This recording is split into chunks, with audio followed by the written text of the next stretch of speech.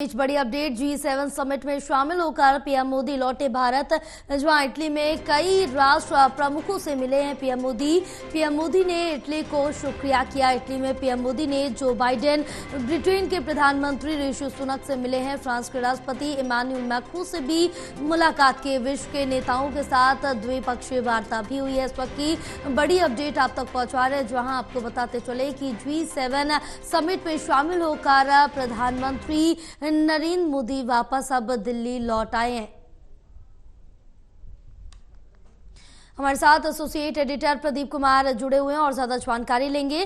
प्रदीप, कई मायनों में इसे महत्वपूर्ण माना जा रहा है क्योंकि तीसरा कार्यकाल है, तीसरी बार प्रधानमंत्री पद की शपथ ली है और यहाँ पर नरेंद्र मोदी की ये पहली विदेश यात्रा थी तीसरे कार्यकाल की, जहां G7 समिट में शामिल होकर वापस अब दिल्ली लौट आए और इसको देखें तो यहाँ पर वैश्विक लिहाज से काफी ज्यादा महत्वपूर्ण माना जा रहा है।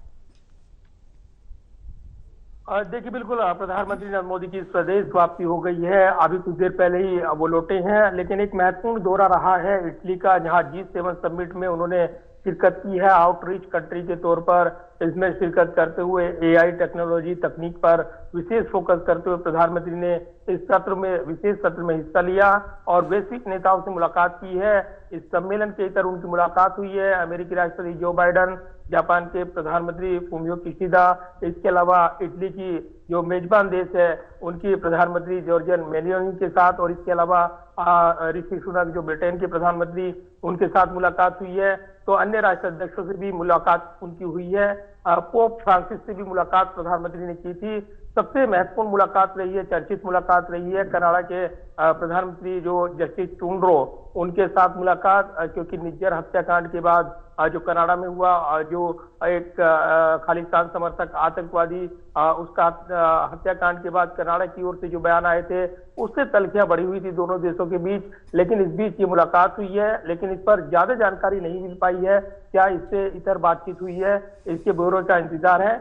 लेकिन ये काफी महत्वपूर्ण दौरा रहा है प्रधानमंत्री का। लगातार तीसरी बार शपथ लेने के बाद पहले विदेश दौरे के तौर पर तीसरे कार्यकाल के इस दौरे की शुरुआत इटली के अलुपिया में प्रधानमंत्री ने की। G7 समिट के विशेष सत्र में हिस्सा लिया, विदेशी राष्ट्राध्यक्षों से मुलाकात की।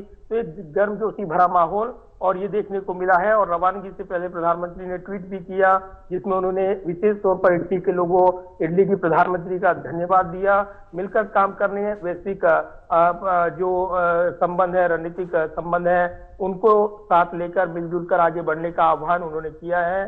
तो वैश्विक परिदृश्य में जबकि यूक्रेन के राष्ट्रपति भी वहां मौजूद रहे, व्लादिमीर ज़ेलेंस्की, उनके साथ भी प्रधानमंत्री की मुलाकात रही है। तो ये जरूर है कि ऐसे वैश्विक परिदृश्य में जब हम देख रहे हैं कि रूस यूक्रेन वार, इसके अलावा जिस तरीके से इजराइल हमास की जंग, और इसमें भारत की जो महत्वपूर्ण भूमिका शांति स्थापित करने को लेकर और कई बयान चर्चित रही हैं, उसमें मध्यस्थ के तौर पर देखा है पश्चिमी देशों ने भारत को। और ऐसे में उस अंतर्राष्ट्रीय मंच पर जब भागीदारी होती है तो कहीं ना कहीं वैश्विक पटल पर एक बड़ा मैसेज देने वाली ये मुलाकातें रही हैं, जो तस्वीरें वहां से निकल कर आई हैं। और निश्चित तौर पर अंतर्राष्ट्रीय कूटनीति के लिहाज से ये विदेशी दौरा प्रधानमंत्री का काफी अहम रहा है।